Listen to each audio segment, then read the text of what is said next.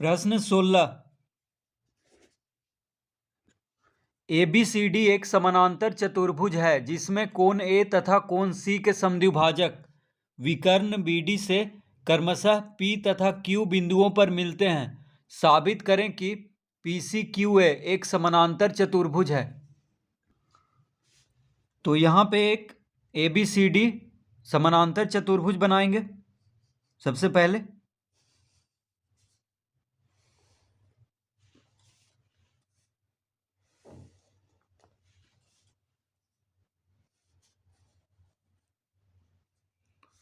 इसको नाम देंगे ABCD।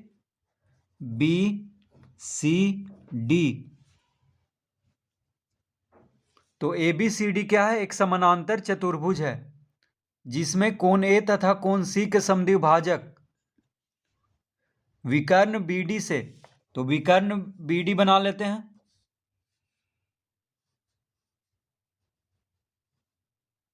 इस तरह से अब कोण A का समद्विभाजक कहाँ पे मिल रहा है? विकर्ण BD से क्रमशः, यानी विकर्ण BD पर P पर मिल रहा है कोण A का समद्विभाजक। तो ये हो गया कोण A का समद्विभाजक, यहाँ पे लिखेंगे P। तो कोण A का जो समद्विभाजक है विकर्ण BD पर P पे मिल रहा है, यहाँ पे P लिख लेंगे। और कोण C का जो समद्विभाजक है वो मिल रहा है Q पे, तो यहाँ पे लिख लेंगे Q। इस तरह से तो कोण C का समद्विभाजक विकर्ण BD पर Q पे मिल रहा है और कोण A का समद्विभाजक P पर। अब PC और AQ को मिला देंगे। PC को मिला देते हैं और AQ को मिला देते हैं।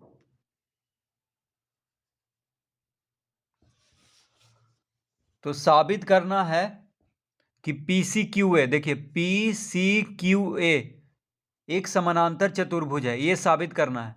ये जो PCQA है ये एक समानांतर चतुर्भुज है, ये साबित करना है।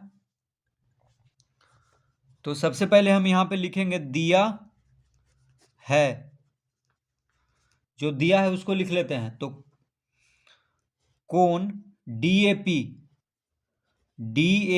बराबर कोण BAP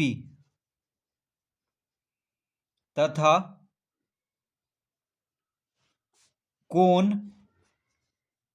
DCQ बराबर कोण BCQ। तो देखिए कोण DAP ये हो गया कोण DAP बराबर कोण BAP हो गया ये वाला कोण। देखिए क्योंकि AP क्या है? समद्विभाजक है। तो समद्विभाजक है जब कोण A का, तो यहाँ पे कोण A को दो बराबर भाग में बांट रहा है AP, ठीक है। AP क्या है? समद्विभाजक है कोण A का, तो कोण A को दो बराबर भाग में बांट रहा है। तो कोण A का जो इस तरफ का कोण होगा, ये AP के जो इस तरफ का कोण होगा और AP के जो इस तरफ का कोण होगा, ये दोनों कोण बराबर होगा। तो ये देखिए ये पूरा जो कोण है ये BAP है, BAP, क्योंकि कोण A को दो बराबर भाग में बांट रहा है यहाँ पे AP। तो कोण DAP ये हो गया DAP बराबर कोण BAP, ये पूरा देखिए ये दोनों कोण को मिला करके हो गया कोण BAP। तो ये दोनों कोण हो गया बराबर, क्योंकि AP क्या है? समद्विभाजक है। उसी तरह QC, ये CQ क्या है? कोण C का समद्विभाजक है, तो इसको भी दो बराबर भाग में बांट रहा है। तो एक हो गया कोण DCQ और एक हो गया कोण BCQ। देखिए BCQ ये हुआ BCQ और कोण DCQ हो गया, ये दोनों को कोण को मिला करके ये हो गया कोण DCQ। तो ये कोण और ये कोण बराबर होगा, क्योंकि CQ जो है समद्विभाजक है कोण C का। तो CQ के इधर वाला कोण और CQ के इधर वाला कोण बराबर होगा दोनों। तो ये लिख लिए हैं। जो दिया हुआ है। अब लिखेंगे यहाँ पे चूंकि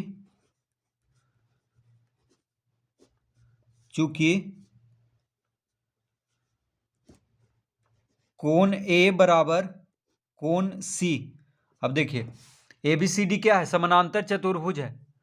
तो समानांतर चतुर्भुज में हम जानते हैं कि सम्मुख कोण बराबर होता है।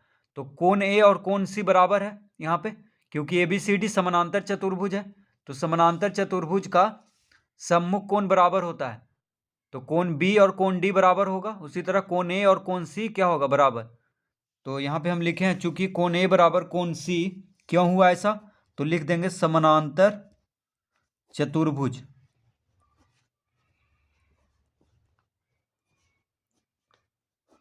समानांतर चतुर्भुज, इसीलिए ABCD क्या है, समानांतर चतुर्भुज है, इसीलिए कोण ए बराबर कोण सी होगा। तो जब कोण ए कोण सी के बराबर है तो कोण ए का आधा यानी 1/2 कोण ए, यानी कोण ए का आधा कोण सी के आधा के बराबर होगा। तो 1/2 कोण सी यानी 1/2 कोण ए बराबर 1/2 कोण सी, यानी कोण ए का आधा कोण सी के आधा के बराबर होगा। क्योंकि कोण ए जब कोण सी के बराबर है तो उसका आधा भी बराबर ही होगा। तो इस तरह लिख लिए हैं। अतः अब जब कोण ए का आधा कोण सी के आधा के बराबर है तो कोण ए के आधा कौन है, कोण ए का आधा है कोण DAP और कोण BAP। तो यहाँ पे हमको किससे काम है, तो यहाँ पे हमको काम है कोण BAP से। देखिए BAP से इसको ले रहे हैं। तो कोण BAP जो होगा, तो कोण ए के आधा को हम यहाँ पे लिखेंगे कोण BAP, और कोण सी के आधा को हम यहाँ पे लिखेंगे कोण DCQ। कोण DCQ यानी कोण BAP और कोण DCQ भी बराबर ही होगा, क्योंकि जब कोण ए कोण सी के बराबर है तो उसका आधा भी बराबर ही होगा। तो कोण BAP बराबर कोण DCQ।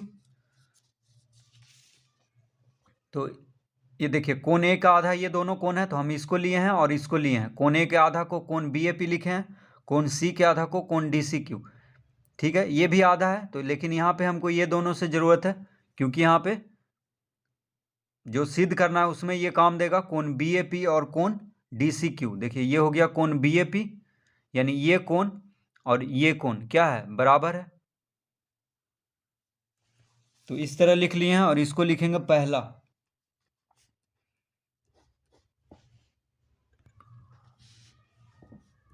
अब त्रिभुज ABP और त्रिभुज CDQ में, तो अब हम यहाँ पे दो त्रिभुज लेंगे, त्रिभुज ABP और त्रिभुज CDQ। तो देखिए त्रिभुज ABP कहाँ पे है, ABP, ये देखिए ABP हो गया, ABP ये क्या है, एक त्रिभुज है। ठीक है, ये बीच वाला AQ आ रहा है, इसको नहीं देखना है। देखिए इस यहाँ पे देखना है ABP इसको। ठीक है, तो ये क्या है, एक त्रिभुज है। तो इस त्रिभुज में और त्रिभुज CDQ देखिए इस त्रिभुज में, ठीक है, CDQ ये दोनों त्रिभुज को अब सर्वासम सिद्ध करेंगे। तो त्रिभुज ABP और त्रिभुज CDQ को यहाँ पे लेंगे। तो जब त्रिभुज ABP और त्रिभुज CDQ में क्या क्या बराबर है, पहले उसको लिख लेते हैं। तो कोण BAP बराबर कोण DCQ। देखिए अभी लाए हैं कोण BAP बराबर कोण DCQ, तो ये इसीलिए इसको हम यहाँ पे लिखे थे। तो त्रिभुज ABP में कोण BAP है, त्रिभुज CDQ में कोण DCQ है, ये दोनों क्या है, आपस में बराबर है। तो यहाँ पे लिखेंगे पहला से। देखिए ऊपर ही सिद्ध किए हैं तो पहला से यहाँ पे लिख दिए। तो त्रिभुज ABP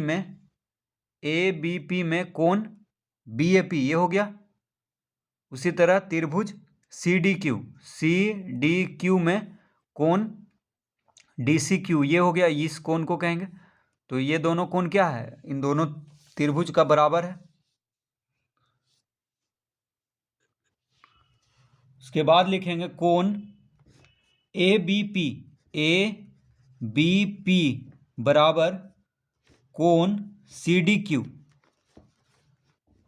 तो ये कैसा कोण है? एकांतर कोण है, इसीलिए बराबर होगा। तो यहाँ पे लिखेंगे एकांतर कोण। अब एकांतर कोण कैसे हुआ तो चित्र में समझेंगे।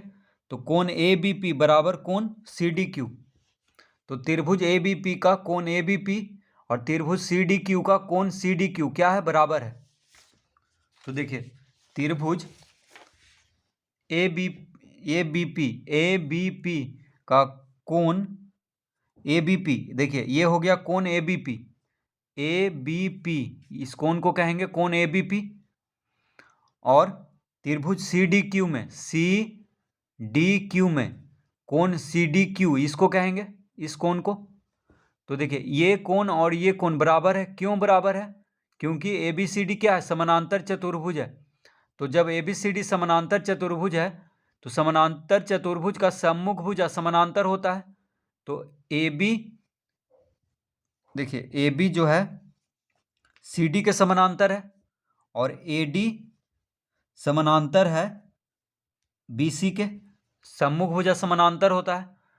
तो सी डी और ए बी जब समानांतर है और ये बी डी क्या है? तिर्यक रेखा है। देखिए दोनों को काट रहा है। तो ये कोण क्या बनेगा? एकांतर कोण बनेगा। इसलिए ये कोण और ये कोण दोनों बराबर है। तो वही यहाँ पे हम लिखे हैं अभी, त्रिभुज ए बी पी और त्रिभुज सी डी क्यू में कोण ए बी पी बराबर कोण सी डी क्यू, एकांतर कोण। अब लिखेंगे ए बी बराबर सी डी। ये कैसे हुआ? तो समानांतर चतुर्भुज का सम्मुख भुजा बराबर होता है। तो यहाँ पे लिख देंगे समानांतर चतुर्भुज, सिर्फ लिख देंगे। तो समानांतर चतुर्भुज का सम्मुख भुजा क्या होता है? बराबर होता है। तो त्रिभुज ए बी पी का भुजा ए बी, त्रिभुज सी डी क्यू का भुजा सी डी, ये दोनों क्या आपस में बराबर है। तो एक बार चित्र में समझ लेते हैं। तो देखिए त्रिभुज ए बी पी में ए बी आ गया ये भुजा, और त्रिभुज सी डी क्यू में सी डी, तो ये दोनों क्या है? बराबर है, क्योंकि समानांतर चतुर्भुज का सम्मुख भुजा बराबर होता है। तो इस तरह से यहाँ पे तीन चीज मिल चुका है। देखिए दो कोण और एक भुजा मिल गया है। दोनों त्रिभुज में दो कोण और एक भुजा, यानी कोण कोण भुजा से ये दोनों त्रिभुज हो जाएगा सर्वासम। तो लिखेंगे अतः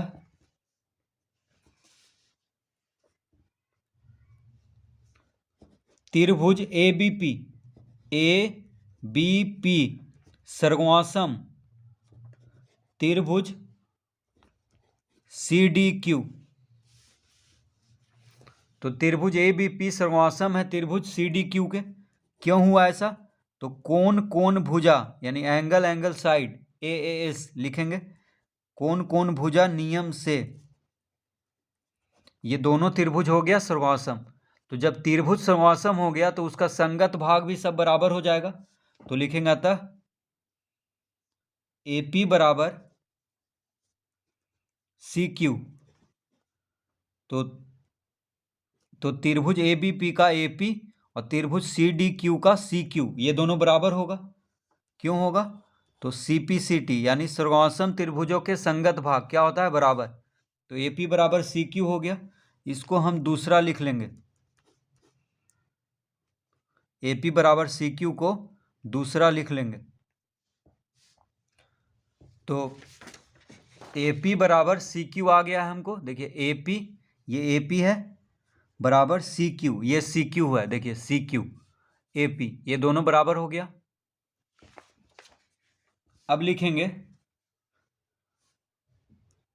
और क्या क्या बराबर हुआ है। तो कोण ए पी बी बराबर कोण ए पी बी बराबर कोण सी क्यू डी। तो इसको भी लिखेंगे सी पी सी टी।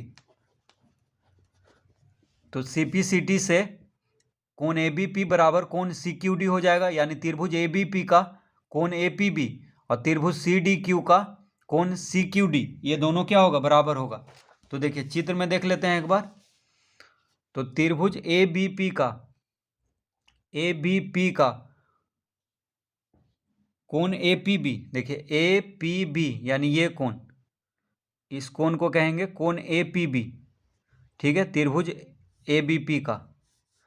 और त्रिभुज CDQ त्रिभुज का कोण CQD, ये हो गया कोण CQD। ये दोनों कोण क्या होगा, बराबर होगा, क्योंकि दोनों त्रिभुज क्या आया है, सर्वासम आया है, तो ये कोण और ये कोण बराबर होगा। अब देखिए यहाँ पे ये कोण और ये कोण एकांतर कोण बन रहा है, क्योंकि यहाँ पे देखिए एक ये रेखा है, उसके इधर एक कोण है और इसके इधर एक कोण है, ठीक है। और तो जब ये दोनों कोण एकांतर कोण बन रहा है, इसका मतलब AP और CQ समानांतर हो जाएगा, क्योंकि एकांतर कोण इसी तरह से बनता है। देखिए एक AP और CQ के ये प्रतिच्छेद कर रहा है रेखा, और AP से सट के ये बन रहा है कोण, उसी तरह CQ से सट के ये कोण बन रहा है, अल्टरनेट बन रहा है। यहाँ पे देखिए इस तरफ एक इस तरफ बन रहा है, तो ये हो गया एकांतर कोण। तो कोण APB और कोण CQD क्या है, यहाँ पे एकांतर कोण है, तो लिखेंगे लेकिन